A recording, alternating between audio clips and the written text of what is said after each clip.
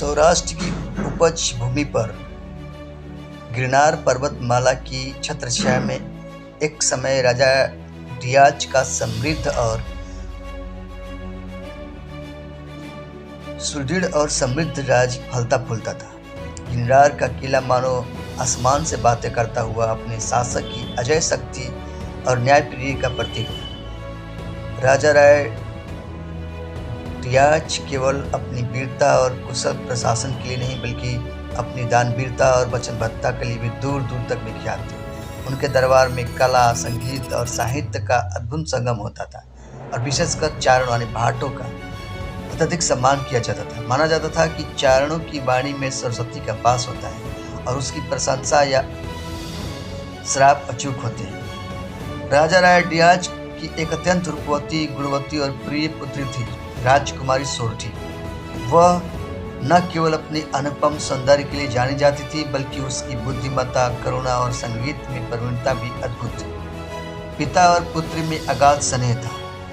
राजा अपनी पुत्री के हर सुख का ध्यान रखते थे और सोरठी अपने पिता के मान, सम्मान और उनके वचन को अपने प्राणों से भी अधिक मूल्यवान समझती थी। गिरनार का कण कण राजकुमारी की उपस्थिति से जीवित होता था।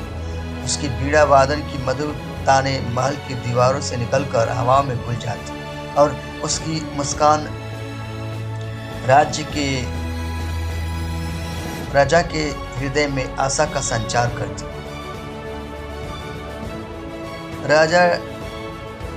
राजा राय डियाच की दानवीरता की कहानियाँ व्यापारियों, तीर्थयात्रियों और भाटों के माध्यम से देश विदेश में फैली हुई थी। कहा जाता था कि उनके द्वार से कोई भी याचक खाली हाथ नहीं लौटता। उन्होंने अनेक बार चारणों को उनकी कला और काव्य प्रतिभा से प्रसन्न होकर अमूल्य उपहार, गांव और जागीरें दान में दी थी। उनकी उदारता की कोई सीमा न थी और इसी उदारता ने उनके नाम को इतिहास में अमर कर दिया, यद्यपि एक अत्यंत त्रसाद और अविश्वसनीय घटना के माध्यम से। उन्हीं दिनों सुदूर मरुभूमि में एक प्रसिद्ध चारण जिसका नाम बीजल था, राजा राय डियाच की कीर्ति सुनकर गिरनार की ओर चल पड़ा। बीजल अपनी कला में निष्प्राण था। उसका कंठ अत्यंत सुरीला था और उसके पास एक विशेष वाद्य जंतर था जिसकी तारों को छेड़कर वह श्रोताओं को मंत्रमुग्ध कर देता था। उसकी काव्य रचनाओं में वीर रस, श्रृंगार रस और भक्ति रस का अद्भुत मिश्रण था। बीजल ने अनेक राजाओं के दरबार में अपनी कला का प्रदर्शन किया था, परंतु उसने सुन रखा था कि राजा राय डियाच जैसा दानी और कला का पारखी शायद ही कोई और हो। उसके मन में यह इच्छा बलवती हो उठी कि वह गिरनार जाकर राजा की दानवीरता की परीक्षा ले और अपनी कला से उन्हें ऐसा प्रसन्न करे कि इतिहास में उनका नाम दर्ज हो जाए। कई दिनों की यात्रा के पश्चात धूल दूसरी परंतु अपनी कला के अभिमान से दीप्त बीजल चारण गिरनार के भव्य द्वार पर पहुंचा। उसके आगमन का समाचार तुरंत राजमहल तक पहुंचा दिया गया। कला पार के राजा राय डियाच ने बिना किसी विलंब के बीजल को सादर दरबार में उपस्थित होने का निमंत्रण दिया। अगले दिन गिरनार का दरबार खचाखच भरा हुआ था। मंत्रीगण, सामंत, विद्वान और नगर के प्रतिष्ठित जन सभी उस प्रसिद्ध चारण की कला का आनंद लेने को उत्सुक थे। राजा राय डियाच अपने भव्य सिंहासन पर विराजमान थे और उसके समीप एक विशेष आसन पर राजकुमारी सोरठी उपस्थित थी, जिनके मुख पर अपने पिता के राज्य में पधारे एक महान कलाकार के प्रति सम्मान और उत्सुकता का भाव था। बीजल चारण ने दरबार में प्रवेश किया। उसकी वेशभूषा साधारण थी परंतु उसकी आंखों में एक असाधारण तेज था। उसने राजा का अभिवादन किया और अपना जंतर संभाला। जैसे ही उसने जंतर के तारों पर अपनी उंगलियां फेरी और अपने सुरीले कंठ से राजा राय डियाच के पूर्वजों की वीर गाथाओं का गायन आरंभ किया, पूरा दरबार स्तब्ध रह गया। उसकी बीड़ा में एक जादू था कि सुनने वाले सुध-बुध खो बैठे। उसने राजा की न्यायप्रियता, उनकी वीरता और उनकी दानशीलता का ऐसा मनोहारी वर्णन किया कि स्वयं राजा राय डियाच भी भावविभोर हो गए। बीजल ने अपनी कला के चरमोत्कर्ष पर पहुंचाकर ऐसा समा बंधा कि मानो साक्षात सरस्वती उसकी जीवा पर विराजमान हो।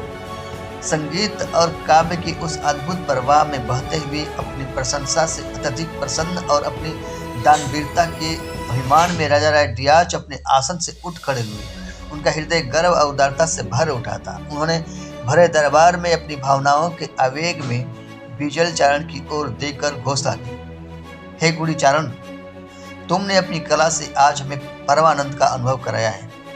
तुम्हारी प्रतिभा अतुलनीय है। आज तुम मुझसे जो चाहो मांग लो। मैं गिरनार का राजा राय डियाज सूर्य और चंद्र को साक्षी मानकर वचन देता हूँ कि तुम्हारी मांगी हुई हर वस्तु तुम्हें दी जाएगी, चाहे वह मेरा राज्य हो, मेरा सर्वस्व हो या फिर मेरा या मस्तक ही क्यों ना हो। राजा के मुख से शब्द निकलते ही पूरे दरबार में एक क्षण के लिए सन्नाटा छा गया। सभी जानते थे कि राजपूत का वचन पत्थर की लकीर होता है, उसे तोड़ा नहीं जा सकता, परंतु मस्तक मांगने की बात ने सबके हृदय में एक अनजानी आशंका उत्पन्न कर दी। राजकुमार सोरठी का हृदय भी किसी अनिष्ट की आशंका से कांप उठा। उसने याचना भरे दृष्टि से अपने पिता की ओर देखा, मानो कहना चाह रही हो कि वो अपने शब्द पर पुनः विचार करे, परंतु राजा अपनी घोषणा कर चुके थे। उनका वचन अब वापस नहीं लिया जा सकता था। बीजल चारण, जो शायद स्वयं भी राजा से ऐसी घोषणा की उम्मीद नहीं कर रहा था, एक क्षण के लिए ठिठका। उसने राजा के चेहरे पर दृढ़ता, निश्चय और वचनबद्धता का भाव देखा। शायद उसके मन में राजा की परीक्षा लेने का विचार और गहरा हो गया था। शायद नियति को यही मंजूर था। उसने अपने जंतर को नीचे रखा, अपनी दृष्टि सीधी राजा पर स्थिर की और गंभीर स्वर में बोला, हे राजा, आपने वचन दिया है और क्षत्रिय वचन ही उसका धर्म है। मुझे आपके राज्य, आपके धन या किसी अन्य सांसारिक वस्तु की अभिलाषा नहीं है।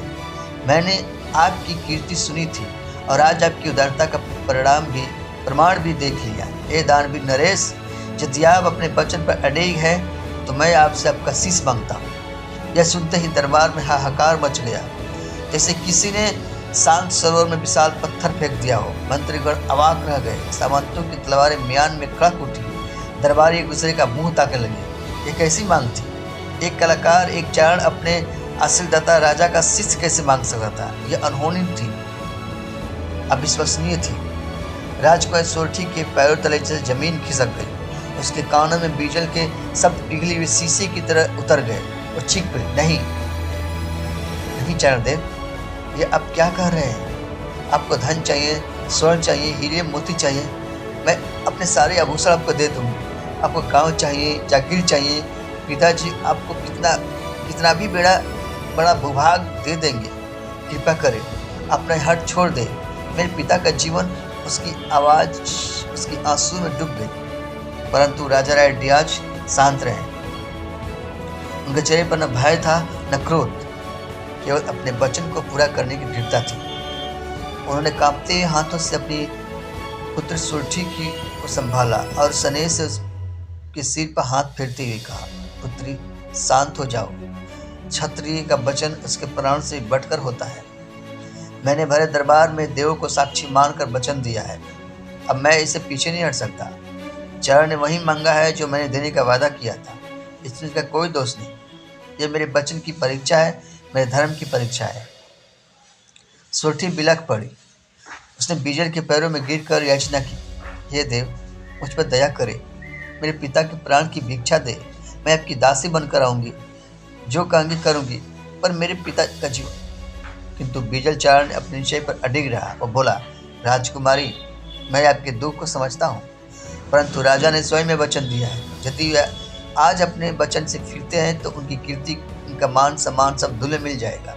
मैं केवल उनके वचन का मान रख रहा हूँ। दरबारियों ने, मंत्रियों ने, सबने बीजल को समझाने का बहुत प्रयत्न किया, उसे लालच दिया, डराया, धमकाया, परंतु वो टस से मस न हुआ। वह बस यही कहता रहा, राजा ने वचन दिया है, उन्हें अपना वचन निभाना होगा। मुझे उनका शिष्य चाहिए। इसी उथल पुथल और शोक के वातावरण में एक और महत्वपूर्ण घटना घट रही थी, जिसका प्रभाव भविष्य में अत्यंत गहरा होने वाला था। सिंध देश का एक वीर, पराक्रमी और न्यायप्रिय राजकुमार बृजभार किसी राजकीय कार्यवश या शायद गिरनार की मित्रता सुदृढ़ करने के उद्देश्य से अपनी एक छोटी सैन्य टुकड़ी के साथ गिरनार की निकट ही डेरा डाले हुए था। बृजभार अपनी वीरता, उदारता और दृढ़ चरित्र के लिए जाना जाता था। उसने गिरनार में चल रहे इस अविश्वसनीय घटनाक्रम की खबर सुनी। उसने सुना कि कैसे राजा रायडियाज ने अपनी दानवीरता में वचन दे दिया और कैसे एक चारण ने उनका शीश मांग लिया है। बिरजभार इस समाचार से स्तब्ध रह गया। वह राजा रायडियाज की कीर्ति से परिचित था और उनके प्रति सम्मान का भाव रखता था। उसे यह जानकर अत्यंत दुख हुआ कि ऐसा न्यायप्रिय और दानी राजा अपने ही वचन के कारण मृत्यु को प्राप्त होने वाला है। उसने यह भी सुना कि राजकुमारी सोरठी अपने पिता के प्राणों की रक्षा के लिए किस प्रकार विलाप कर रही है। बिरजभार के मन में राजा के प्रति सम्मान और राजकुमार के प्रति करुणा का भाव जगा, जबकि वह सीधे तौर पर इस मामले में हस्तक्षेप नहीं कर सकता था, क्योंकि वह गिरनार का आंतरिक मामला था और राजा अपने वचन से बंधे थे। तथापि वह इस त्रसाद घटना का मुख्य दर्शक बनकर रह गया। उसकी उपस्थिति यद्यपि पृष्ठभूमि में थी, भविष्य की कहानी के लिए एक महत्वपूर्ण बीज हो रही थी। उधर गिरनार में राजा रायडियाज ने अपनी मृत्यु की तैयारी आरंभ कर दी थी। उन्होंने अपने मंत्रियों को राज्य की व्यवस्था सौंपी, अपनी प्रजा को संदेश भेजा कि वे धैर्य रखें और धर्म का पालन करें। उन्होंने अपनी प्रिय पुत्री सोरठी को हृदय से लगाया, उसे समझाया कि जीवन और मृत्यु नियति के हाथ में है, परंतु वचन और धर्म का पालन मनुष्य के हाथ में है। उन्हें सोरठी को आशीर्वाद दिया और उसे भविष्य में धैर्य और साहस से काम लेने की प्रेरणा दी।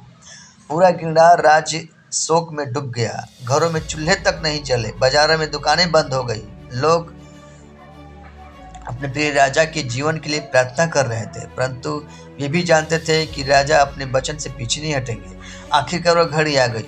एक नियत स्थान पर राजा रायडियाज स्नान ध्यान करके श्वेत वस्त्र धारण करके पूर्ण शांत भाव से उपस्थित हुए। उनके चेहरे पर अद्भुत तेज था, मानो वे किसी युद्ध में नहीं बल्कि किसी परम धाम की यात्रा पर जा रहे हो। बीजल चारण अपना जंतर लिए सामने खड़ा था। राजकुमारी सोरठी और राज परिवार के अन्य सदस्य तथा मंत्रीगण अश्रुपूर्ण नेत्र से यह दृश्य देख रहे थे। राजा ने अंतिम बार अपनी प्रजा और अपनी पुत्री को देखा, फिर उन्होंने जल्लाद को संकेत दिया। एक क्षण के मौन के बाद तलवार का वार हुआ और राजा रायडियाज का शीश उनके धड़ से अलग होकर धरती पर गिर पड़ा। चारों ओर चित्कार मच गया। सोरठी मूर्छित होकर गिर पड़ी। प्रजा विलाप करने लगी। बिजल चारण ने आगे बढ़कर कांपते हाथों से राजा के शीश को उठाया। कहते उस कटी हुए शीश से भी आवाज आई, हे चारण, मैं अपने वचन से मुक्त हुआ। बिजल चारण उस शीश को लेकर गिरनार से चला गया। उसके पीछे रह गया शोक में डूबा एक राज्य, अनाथ हुई एक राजकुमारी और एक अमर बलिदान की कहानी। राजा रायडियाज ने अपने वचन के लिए प्राणों की आहुति दे दी थी। यह कहानी का पहला भाग था जहां वचन की प्रकाष्ठा और बलिदान का उत्कर्ष देखने को मिला। राजकुमारी सोरठी का भविष्य अंधकार में प्रतीत हो रहा था और दूर खड़ा बिरजभार इस त्रसादी का साक्षी बना था। नियति ने इन दोनों पात्रों के लिए और भी बहुत कुछ संजो रखा था, जिसकी कहानी अगले भाग में सामने आएगी। गिरनार का दुख अभी समाप्त नहीं हुआ था और सोरठी तथा बिरजभार का मिलन अभी भविष्य के गर्भ में था।